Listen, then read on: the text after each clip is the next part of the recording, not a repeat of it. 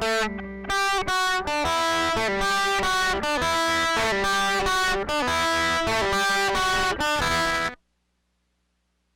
morning, folks. I'm Renegade. Welcome back to my channel.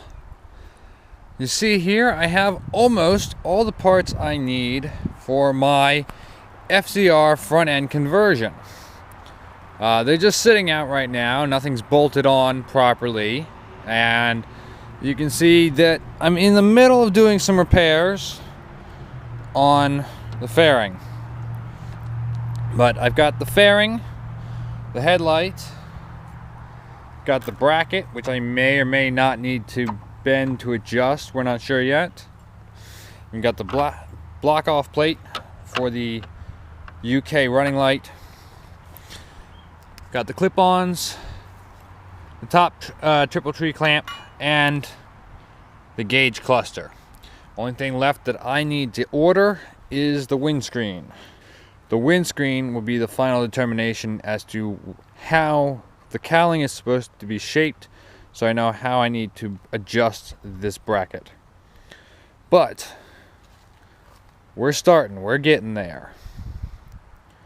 First thing that needs to be taken care of is the wiring to my cluster. What I'm going to do is get each piece ready 1 bit by 1 bit by 1 bit. So, first thing I'm going to do is take care of the wiring to that. Alright, so what I have here is the gauge cluster from an FZR 600 from 1991. And I have a gauge cluster, a little worse for wear, from 93 XJ600. This was the one that was on my bike when I got it. You can see it's kind of beat. The shroud is broken.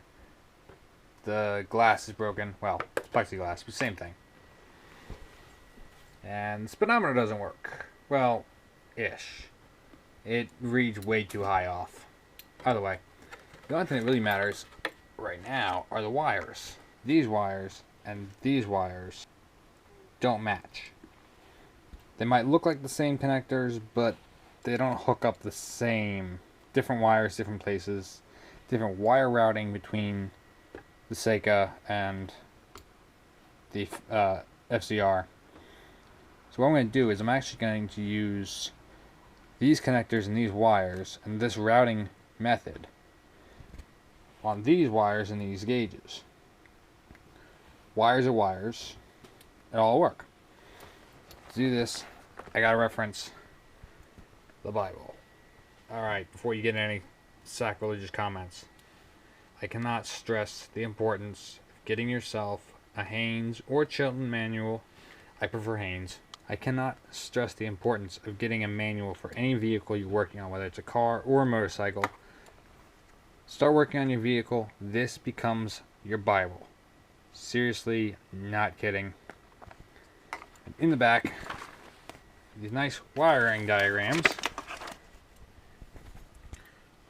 All the wire connections that you need to know, what they go to. Very useful. Trust me. Get yourself one.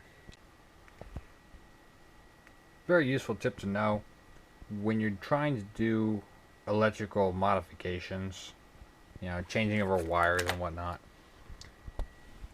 Get yourself a book or some paper, write this all down, draw it out.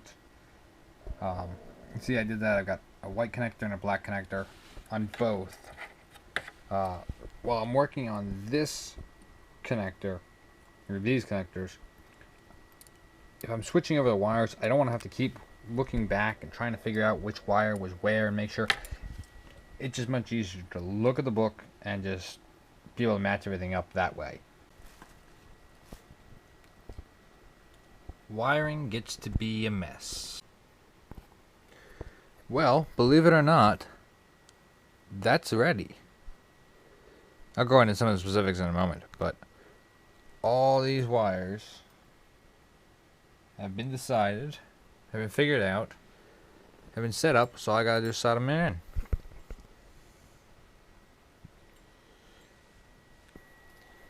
And done. Alright, so I know it doesn't look perfect. I got a bunch of wires still exposed. at least the insulation is. But that's all done. Now deal with this. You notice I've got a couple wires not connected. These wires are for the coolant gauge. It's on this side. My bike is air cooled, so I don't have a coolant gauge. I don't have a temperature sender. Then I've got this wire. This is a lovely thing for me to see, but I can't use it yet. That wire is for a speed switch. Add that on these wires and these wires. These are actually for turn signals, right and left. And I had to add on this, which is the headlight connector. The reason I had to do that was apparently the FZR only had these two pigtails and not these three off the cluster gauge. My XJ600 had these, and since I'm trying to keep the main harness of the XJ600 in one piece, I had to adapt this. Now I don't feel too bad kind of mucking this one up and kind of taking things apart on it, because this unit is only going to have the one purpose for me, and that's to be the cluster for the nose that I put on. And this cluster, well, I think it's trash. What do you guys think, huh? So this I don't feel bad about messing up. This I don't feel bad about messing up. Got some more things I want to do to this before I get it on the bike. Like, I don't need a temperature gauge. Can I find something that'll fit in here? I gotta crack the whole case open and figure that out. But wiring is done for now. That's a start. Alright, so I went out to the bike. I plugged this in to make sure that it all worked like it should. The only thing I haven't tested yet is the speedometer itself. I was assured when I bought this that the speedometer works. So, here's hoping, fingers crossed. The main question, I'm sure on some people's minds, is why exactly did I bother doing all this wiring muck? Well, I don't want to mess with the stock harness on my bike. Since this only serves one purpose, I can change the wiring harness so that it will connect exactly as the stock cluster did. So what I had to do to achieve that is I had to make sure that all these wires that led to all the different components were in the same place.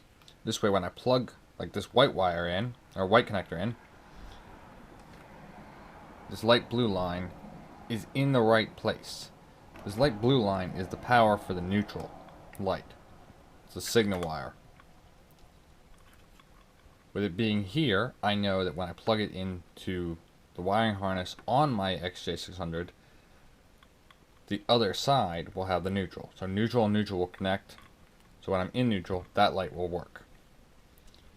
It's just a matter of looking at the different wiring harnesses and figuring out what was what and then moving the wires. Some of them I just slid out of one connector and moved into the other connector or into the right place in that connector. Some of the wires I did have to cut and strip and solder so that either they were routed correctly or so that I can add in the other things like the turn signal wires or like the headlight wires. But now this whole system is set up, or at least the main components are. I will be taking out the stock incandescent light bulbs that are in here, and I am going to switch them over to the same LEDs that I'm currently running on my XJ600. So instead of there being the white or white-ish lights from these light bulbs, they'll be the red LEDs that I already have, because I think they look excellent.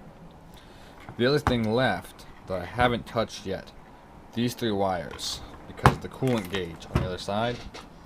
What I'm going to do is I'm going to crack this open and put a different gauge in here.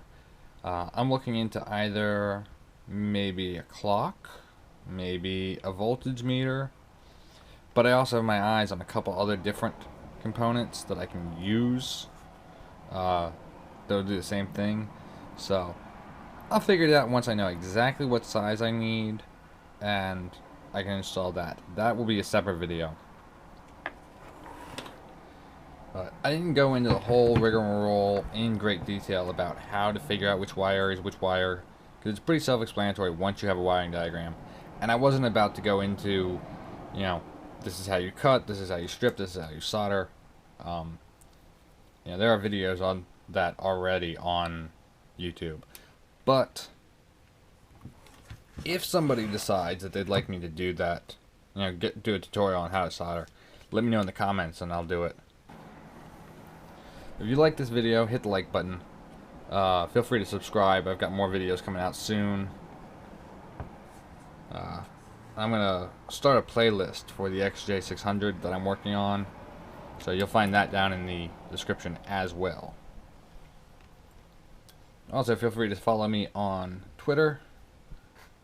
The handle is both in the video and in the description. But for right now, that's going to do it.